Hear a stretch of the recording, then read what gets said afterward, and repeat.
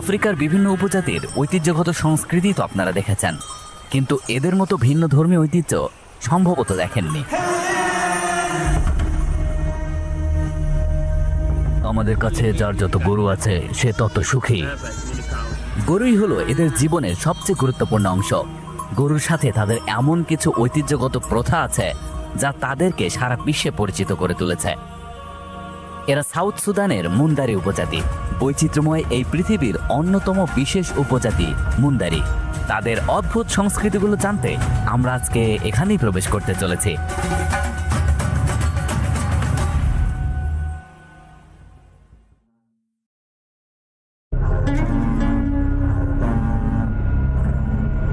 মুন্দারি উপজাতির শিশুদের কোনো নাম রাখা হয় না, অথচ তাদের প্রত্যেক গরুর নাম দেওয়া থাকে। কিশোর হওয়ার পর তাদের যে গরুকে সবচেয়ে বেশি পছন্দ হয় সেই গরুর নামের সাথে মিল রেখেই তাদের নামকরণ করা হয়। শুধুমাত্র নামের ক্ষেত্রেই যদি এরা গরুর উপর এত নির্ভরশীল হয়, তাহলে ভেবে দেখুন তাদের প্রাত্যহিক জীবনের সবকিছুতে গবাদি পশু কিভাবে জড়িত। তাদের অদ্ভুত সব সংস্কৃতি নিয়ে একটু পরেই ফিরছে। তার আগে জেনে নেই কেন তারা এই গরুর উপরে নির্ভরশীল, কেন তাদের সংস্কৃতি এই গবাদি পশুদের কেন্দ্র করে।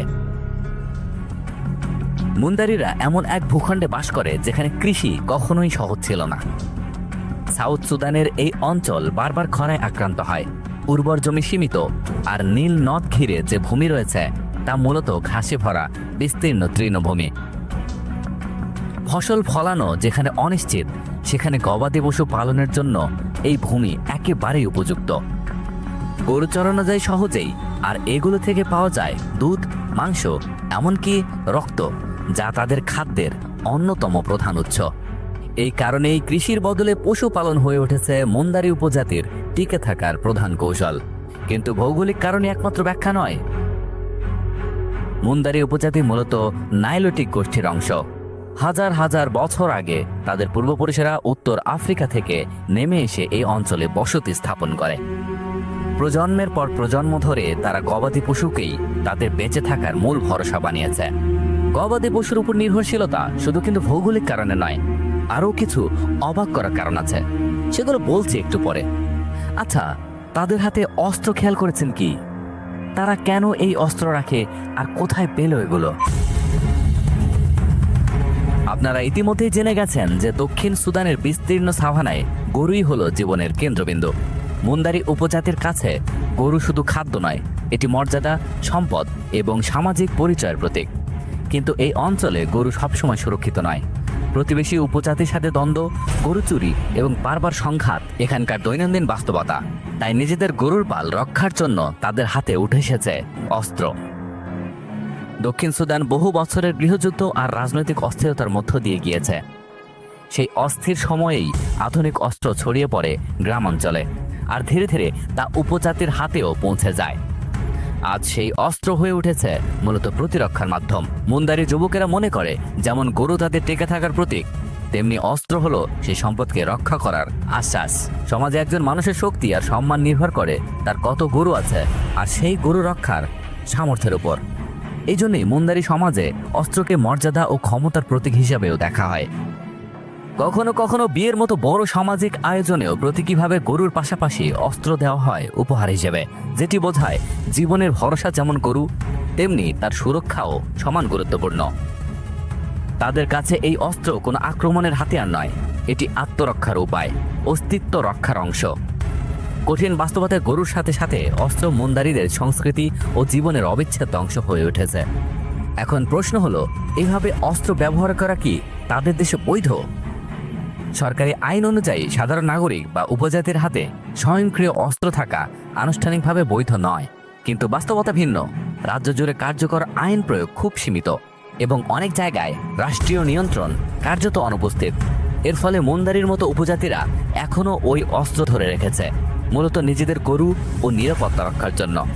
দক্ষিণ সুদানের সরকার আন্তর্জাতিক চাপের মুখে বলছে তারা এই অনিয়ন্ত্রিত অস্ত্র পরিস্থিতি সামলানোর চেষ্টা করছে, কিন্তু স্থানীয় বাস্তবতায় যেখানে উপজাতিদের জন্য অস্ত্র হলো নিরাপত্তার প্রতীক, সেখানে রাতারাতি সবকিছু বদলানো সহজ নয়। আইনের চোখে বৈধ না হলেও সামাজিক বাস্তবতায় অস্ত্র এখনও মুন্দারি উপজাতির জীবনের অবিচ্ছেদ্য অংশ। যেহেতু গবাদি পশুই তাদের জীবিকা, তাই এটা রক্ষায় তারা খুব সিরিয়াস।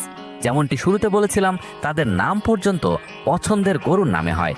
এরকম আরো একটি অদ্ভুত সংস্কৃতি হলো গরুর প্রস্রাব দিয়ে হাত, মুখ ও মাথা ধোয়া। মুন্দারি সমাজে এটি শুদ্ধির প্রতীক হিসেবে দেখা হয়। প্রতিদিন সকালে গ্রামে দেখা যায় তরুণরা গরুর প্রস্রাব দিয়ে হাত ধুচ্ছে, মুখ ধুচ্ছে, এমনকি মাথাও পরিষ্কার করছে। তাদের কাছে এই কাজ শরীরকে শুধু পরিচ্ছন্নই করে না, বরং ভেতরে আনে এক ধরনের সতেজতা ও আধ্যাত্মিক পবিত্রতার অনুভূতি। এই আচারকে তারা কেবল স্বাস্থ্য নয়, সৌন্দর্যের সাথেও যুক্ত করে। তরুণরা চুলে প্রস্রাব ব্যবহার করে, এতে তাদের চুল বিশেষ রং ধারণ করে, যা সমাজে আকর্ষণীয় ও কাঙ্ক্ষিত সৌন্দর্যের নিদর্শন বলে মনে করা হয়। বৈজ্ঞানিকভাবে ভাবতে গেলে গরুর প্রস্রাবে প্রচুর পরিমাণে অ্যামোনিয়া থাকে। এই অ্যামোনিয়া প্রাকৃতিকভাবে ব্লিচের মতো কাজ করে, যা চুলের মূল রঙকে ফিকে করে দেয়। আবার সূর্যের আলোতে দীর্ঘক্ষণ থাকার কারণে অ্যামোনিয়ার এই প্রভাব আরও বাড়ে, ফলে চুলে দেখা যায় লালচে কমলা টোন। অন্যদিকে প্রস্রাবে থাকা কিছু খনিজ উপাদানও চুলের রঙে সামান্য প্রভাব ফেলে। তারা মনে করে এটা তাদের স্কিনের জন্য ভালো এবং মশামাছি শরীরে বসতে পারে না। কখনো কখনো তারা গরুর পানও করে, এটাকে তারা প্রথাগত স্বাস্থ্যের অংশ মনে করে। অ্যানথ্রোপোলজিস্ট এবং বিভিন্ন রিপোর্ট, যেমন বিবিসি আফ্রিকা আর ফটোগ্রাফার জেরেমি হান্টারের কাজেও এটি উল্লেখ করা হয়েছে। তাদের বিশ্বাস গরুর শরীরকে ভেতর থেকে পবিত্র করে এবং রোগ থেকে রক্ষা দেয়। তবে এটি প্রতিদিনের খাবারের মতো নয়, মাঝে মাঝে আচার বা নির্দিষ্ট পরিস্থিতিতে তারা এটি গ্রহণ করে, মূলত ঐতিহ্যিক স্বাস্থ্য বিশ্বাস ও আধ্যাত্মিক শুদ্ধতার অংশ হিসাবে। তাদের আরেকটি প্রথা হলো শরীরে ছাই মাখানো। প্রতিদিন সকালে মুন্দারিদের দিন শুরু হয় তাদের প্রিয় আঙ্কলে ওয়াতেসি নামের এই গরুদের যত্ন দিয়ে। এই গরুর শুকনো গোবর তারা সারা রাত ধরে হালকা আঁচে পুড়িয়ে এক ধরনের মিহি নরম ছাই তৈরি করে। এই ছাইয়ের রং হয় অনেকটা স্যামন মাছের মতো, হালকা গোলাপি কমলা। এই ছাই তারা পরম যত্নে নিজেদের সারা শরীরে, মুখে এবং চুলে মেখে নেয়। শুধু তাই নয়, তাদের প্রিয় গরুদের পিঠে এবং বিশাল শিংগুলোতেও এই ছাই মাখিয়ে দেওয়া হয়। কিন্তু কেন এই অদ্ভুত প্রথা? এর পেছনে কারণটা জানলে আপনি অবাক হবেন। মুন্দারিরা যেখানে বাস করে সেখানে সূর্যের তেজ অত্যন্ত প্রখর।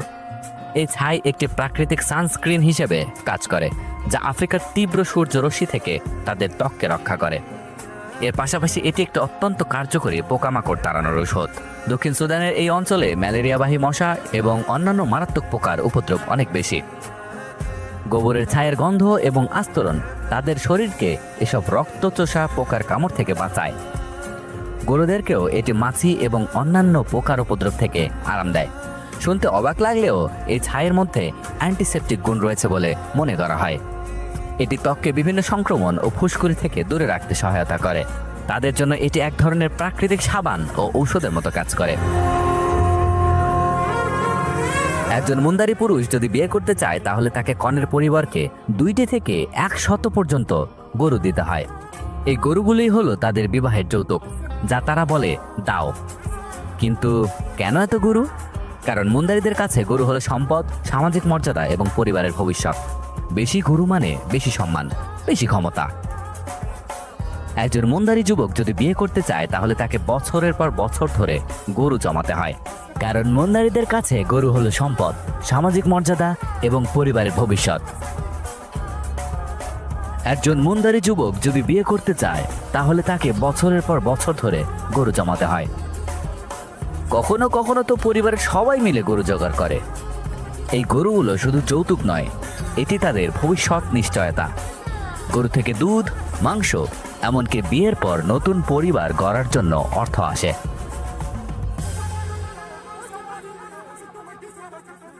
মুন্দারি ঘরগুলো ছোট, গোলাকার, গম্বুজাকৃতির, হালকা লাঠি ও বাঁশের ফ্রেমে বানানো।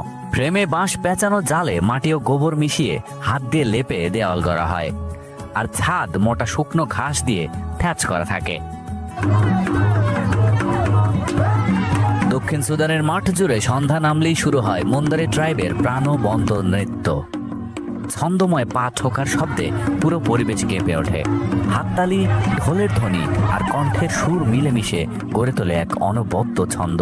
তাদের শরীরের ভঙ্গি সরল, কিন্তু প্রতিটি লাফ আর কাঁধ তোলার ভেতর লুকিয়ে আছে আনন্দ আর ঐক্যের বার্তা। দক্ষিণ সুদানের মুন্দারি ট্রাইবের ঐতিহ্যের মঞ্চে সবচেয়ে উত্তেজনাপূর্ণ দৃশ্য হলো তাদের কুস্তি, যাকে সবাই চেনে ট্রেডিশনাল রেসলিং নামে। খেলার শুরুতে প্রতিযোগীরা খালি পায়ে ময়দানে নামে। শরীরে কোনো বাড়তি সরঞ্জাম থাকে না, শুধু শক্তি, সহনশীলতা আর কৌশলই তাদের ভরসা। নিয়ম একটি, প্রতিপক্ষকে মাটিতে ফেলে দেওয়া। লাথি বা মুষ্টি চালানো এখানে নিষিদ্ধ। কাজে জয় আসে হাতের গ্রিপ, কোমরের ঘূর্ণি আর শরীরের ভারসাম্য দিয়ে। রিংয়ের বাইরে বসে দর্শকরা ঢোল বাজিয়ে আর স্লোগান তুলে প্রতিযোগীদের উজ্জীবিত করে, যেন খেলা আরও রোমাঞ্চকর হয়েছে। জয়ী যোদ্ধা শুধু সম্মানই পায় না, বরং পুরো সম্প্রদায়ের কাছে সাহসী ও মর্যাদাবান হিসেবে স্বীকৃতি পায়। কেমন লাগলো মুন্দারী উপজাতির জীবন জানাবেন। আর আমাদের চ্যানেল এখনও সাবস্ক্রাইব না করে থাকলে দ্রুত করে নিন। আজ এ পর্যন্তই, দেখা হবে পরের ভিডিওতে। ভালো থাকবেন সবাই।